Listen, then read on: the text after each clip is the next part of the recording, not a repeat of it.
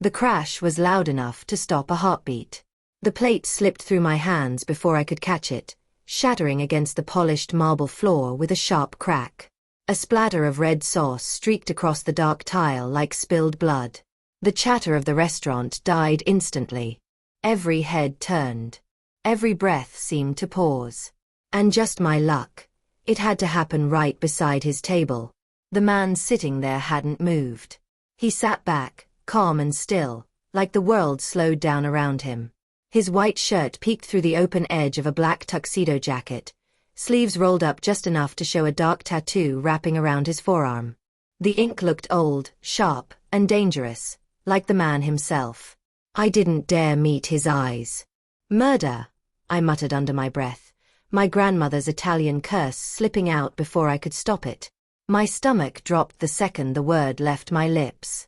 The manager's voice echoed across the dining room. Miss Parker. My face burned. I'm sorry. But then another voice cut through. Quiet.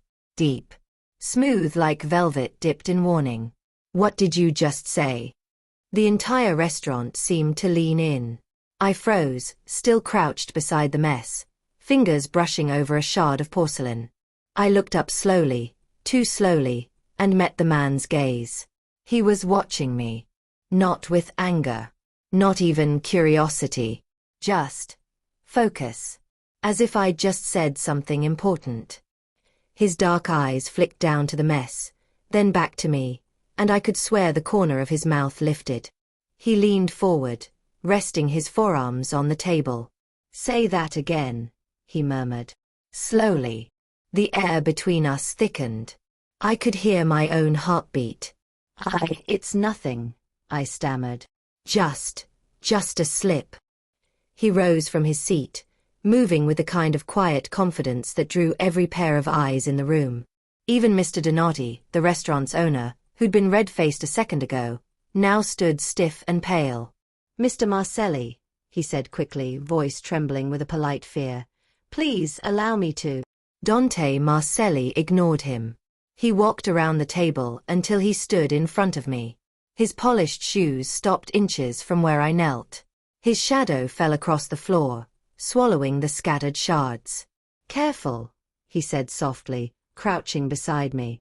His hand brushed mine as he picked up a broken piece of the plate. The simple touch sent a jolt straight up my arm. You'll cut yourself. His voice wasn't cruel, but there was power in it. The kind that didn't need volume to make people listen. I swallowed hard. I'm fine, sir. He studied me for a long second before placing the shard on the table behind him. Then, with a faint smile that didn't reach his eyes, he added, Next time you curse at fate, make sure fate isn't sitting right in front of you. And just like that, he straightened and walked back to his seat. The manager rushed over to whisper something, but Dante Marcelli waved him off, his attention already shifting elsewhere. I finished cleaning in silence, my heart still hammering against my ribs. The rest of my shift passed in a blur. Every clatter made me jump. Every time I looked up, I caught him watching, never openly, just in passing. His expression was unreadable. By closing time, the restaurant had emptied.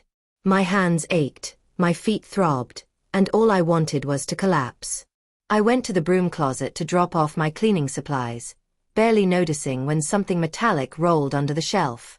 Please don't be another fork, I muttered, crouching down. It wasn't a fork. It was a ring. Heavy, gold, engraved with an intricate pattern, and right in the center, the letter M carved deep. My breath caught. Everyone in Chicago knew what that symbol meant. The Marcelli crest. I stared at it for a long time, the cold metal glinting in the dim light. He must have dropped it when he crouched beside me. But why would a man like Dante Marcelli leave something like this behind? And more importantly, why did I suddenly have the sinking feeling it wasn't an accident?